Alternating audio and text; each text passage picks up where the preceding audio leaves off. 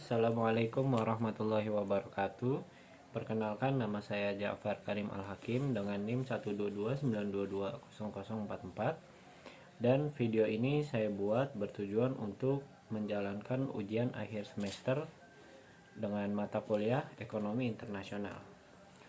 Di sini saya akan memaparkan berita terkait dengan Bos BI kirim tanda kutip sinyal merah, ekonomi dunia kacau balau.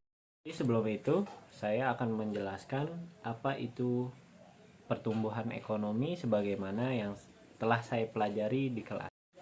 Jadi pertumbuhan ekonomi adalah kondisi di mana masyarakat suatu negara atau wilayah mengalami peningkatan pendapatan yang dapat disebabkan oleh kenaikan produksi barang dan jasa. Dapat beberapa faktor yang dapat mempengaruhi pertumbuhan ekonomi. Yang pertama yaitu sumber daya manusia atau SDM. Yang kedua yaitu SDA atau sumber daya alam. Yang ketiga yaitu tingkat inflasi dan suku bunga. Yang keempat kemajuan iptek. Yang kelima yaitu tenaga manajerial dan organisasi produksi. Yang terakhir yaitu aspek sosial dan juga budaya. Dapat dua cara untuk menghitung pertumbuhan ekonomi. Yang pertama yaitu produk domestik bruto atau gross domestic product, yaitu dengan cara menghitung pendapatan masyarakat dalam suatu negara berdasarkan kawasannya. Yang kedua yaitu produk nasional bruto atau gross national product. Cara menghitung pertumbuhan ekonomi adalah dengan membandingkan jumlah PNB dari periode saat ini dengan kurun waktu sebelumnya. Dikutip dari CNBC Indonesia, Gubernur Bank Indonesia Bapak Peri Warjio menilai mengungkapkan ketidakpastian global tetap tinggi, kendati prospek perekonomiannya menguat. Dari catatan BI, Bapak Peri mengatakan pertumbuhan ekonomi global pada tahun ini diperkirakan mencapai 3,2%.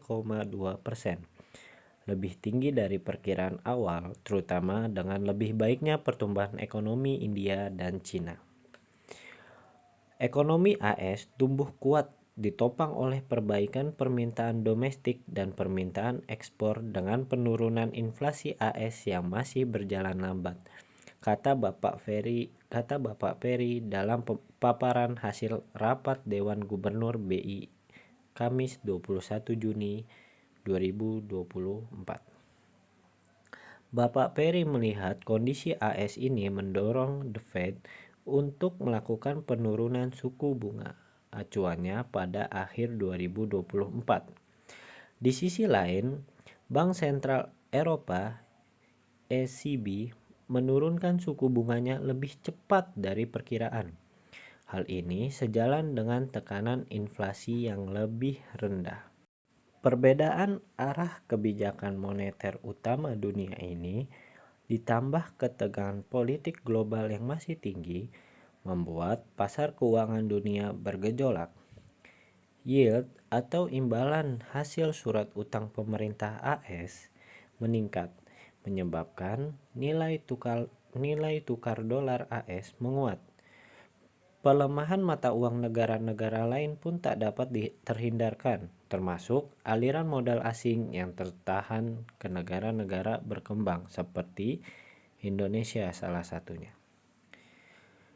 Divergensi kebijakan moneter negara maju serta ketegangan politik yang tinggi menyebabkan ketidakpastian pasar keuangan global tetap tinggi, tegas Bapak Peri mengirim sinyal merah.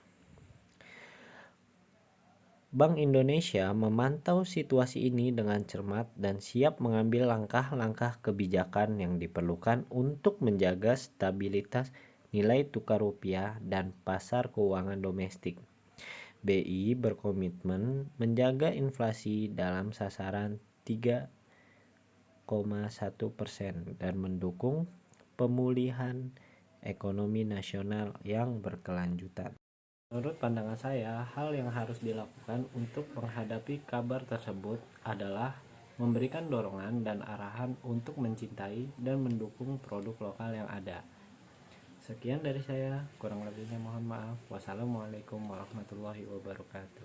Terima kasih telah menonton dan sampai jumpa kembali di lain waktu.